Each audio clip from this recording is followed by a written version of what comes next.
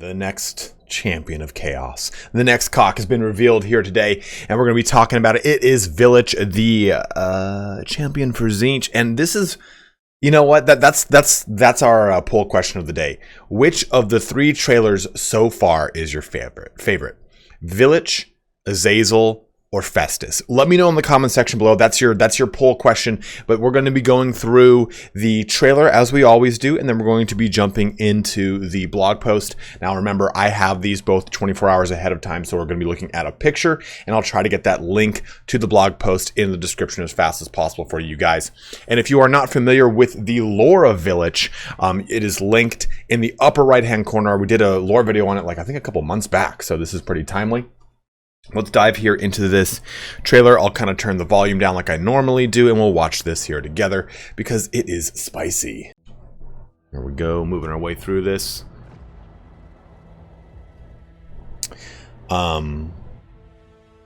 This is like for me, it's like tied between this one and Azazel. Festus was all right, but we have some Norskin Raiders here with someone looking beautiful in his resplendent gold and blue armor. But what's this? Nothing like getting a harpoon in the chest, let alone another harpoon and another harpoon. There's harpoons everywhere.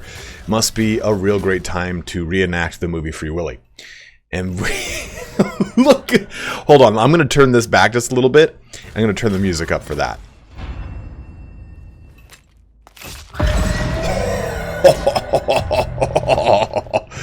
Oh, that's so sick. And what's cool here too is, of the trailers, yeah, you do kind of have some chaos fighting, but like I kind of like this ambush thing that they've kind of done here. We have Vilitch that has popped out. Now, if you don't know, this is Vilitch. This is his brother. And Vilitch took over his brother because he was always sickly and weak. Kind of like the dichotomy between Tyranny and Teclis. But Vilitch was very gifted with magic and made a pact with Tzeentch, saying, hey, I wish basically, to make this like a really poor summary, I wish I had my brother's strength.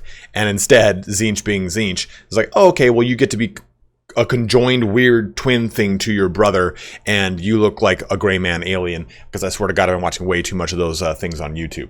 But progressing forward, we go through and look, oh, okay, another, like, we're turning the volume up on that one too, and this is like one of my favorite things when it comes to, like, I love Khorne. Khorne's my favorite one, but Tzeentch is right below it because I love this kind of like glowing automaton that you get from, say, like the Thousand Sun Space Marines, or this notion of just like the constant moving forward of like the grinding tide of Tzeentch. Oh, that's like a helmet from World of Warcraft. Yeah, that is just so cool looking. Like, you can't see too much. This is a pretty good shot right here. Nice and ornate looking. Things are looking pretty sick. And again, I think my Death Knight has that helmet in WoW, like, for sure.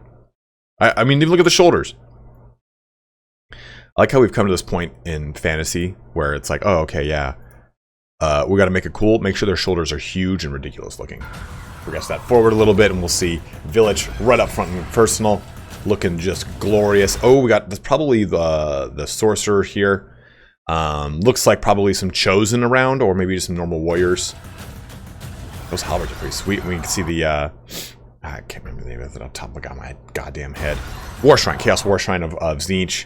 And those might be like some, so these look like just normal warriors, but these guys have like fur, so those might be like aspiring champions or maybe chosen. And in the background we see the Warriors of Chaos Knights. Is that what I'm going to go with? Chaos Warrior Knights. Chaos Knights. There we go. Christ. In the background, on horseback. Looking glorious. God, that's sick. And then just a standard normal warrior, I believe. Man, Vilitch is looking just so sick. And I think that's the symbol for Ultima Online right there. But overall, I'm super stoked on Vilitch. Whatever we get for Khorne, I think the kind of consensus is that most people think it's going to be Valkia. I want it to be Valkia. That's my favorite character for Khorne. I'm looking at the 8th edition army book. I think it's between Angrim, whatever the hell, and Valkia. Those are the two that are in the book. So I think it's like between Vilitch and a supposed Valkia, I would probably go Valkia first, then Vilitch, but it just kind of depends on how their mechanics play out. So let's take a look at the blog and look at Vilitch's mechanics to get a sense for how he will play in Total War Warhammer 3. So here we are. We can see more about Vilitch the Curseling, of course, the Twisted Twin, and it kind of goes a little bit into that lore right here in this opening paragraph, right? The Great Sorcerer fused the frail runt with their warrior brother, granting Vilitch both baleful abilities and control of their autonomous siblings' diabolic strength. And in the end times, so basically this is the brother, right? And the brother kind of is just a mindless thrall, more or less. I guess that's probably a good way to put it. And Vilitch completely controls him. And in the end times, those roles reverse because Tzeentch is like, okay, I'll save you. Saves him, sends him through a portal. And when he comes through the portal, he starts talking to Tzeentch, goes, why did you do that? Blah, blah, blah, blah. And all of a sudden, his brother starts talking back to Vilitch, the actual muscle-bound freak here. And Vilitch is like, what's going on? And all of a sudden, Vilitch kind of goes dark and the brother takes over. So it's kind of a cool little dichotomy that Tzeentch has struck between the two. So that is the role of the two. And they're in Age of Sigmar too, I believe. I believe Vilitch is in Age of Sigmar. I don't really know. I don't play Age of Sigmar, so I don't know 100%. But that is our champion of chaos for Tzeentch. Again, the cock for Tzeentch. Now on the battlefield, we have some things here. So the chaotic fusion of warrior and wizard makes Vilitch a force to be reckoned with upon the battlefields of the old world, as they are both a formidable melee and spellcasting lord of Tzeentch. Their passive ability, the Twisted Twin, increasingly raises their spell mastery, melee defense, and melee attack. I moved on the left and right side of the mic as I said it, so it sounded more climactic.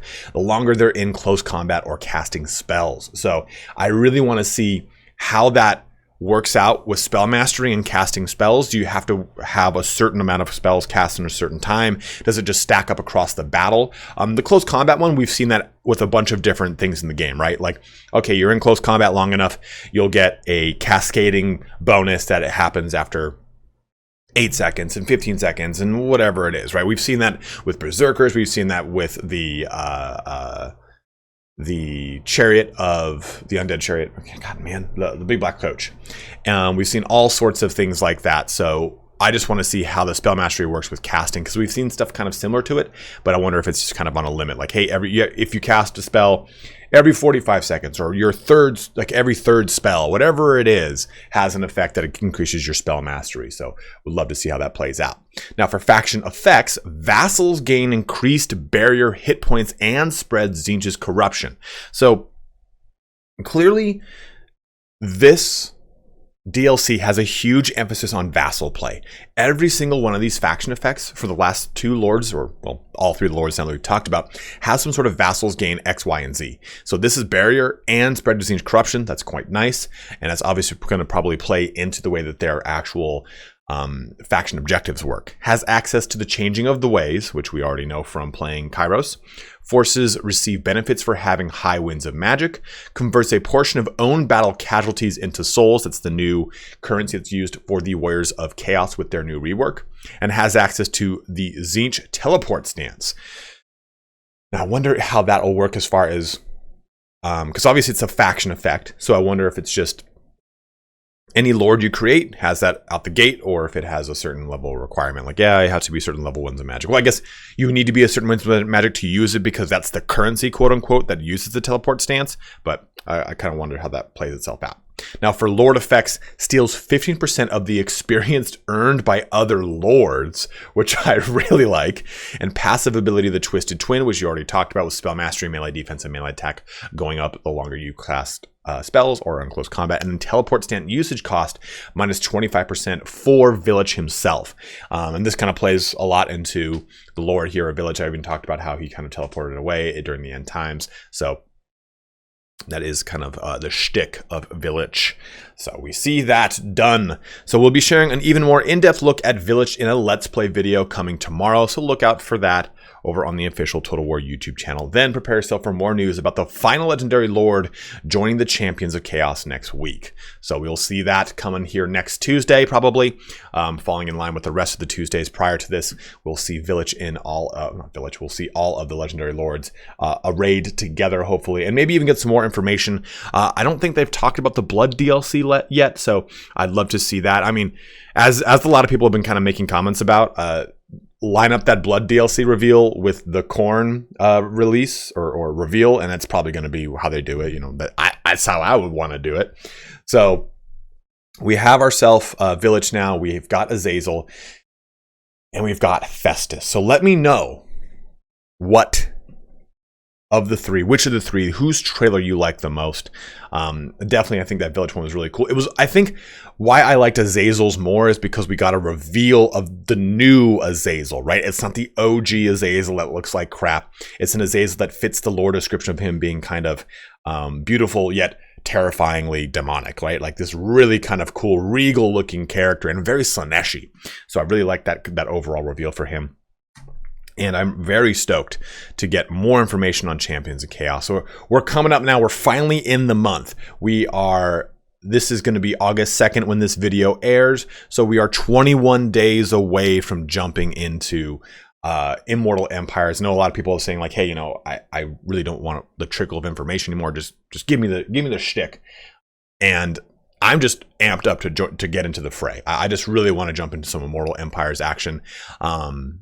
And I think that the biggest challenge for me is once Immortal Empires goes live, do I play one of the new Champions of Chaos, or do I play a character I've wanted to play on Immortal Empires so bad up to this point? So that'll probably be the next poll question. We'll answer it. We'll ask it on the next video here. But as always, guys, thank you so much for watching here today. Don't forget to check out the Vilitch the Curseling lore video. We did one on Festus last week, and I've already done one on Azazel. So you can find all of those lore videos in my Warhammer playlist or linked in the upper right-hand corner or at the end of the video. But as always, guys, thank you so much for watching here today. Have a good one and take care.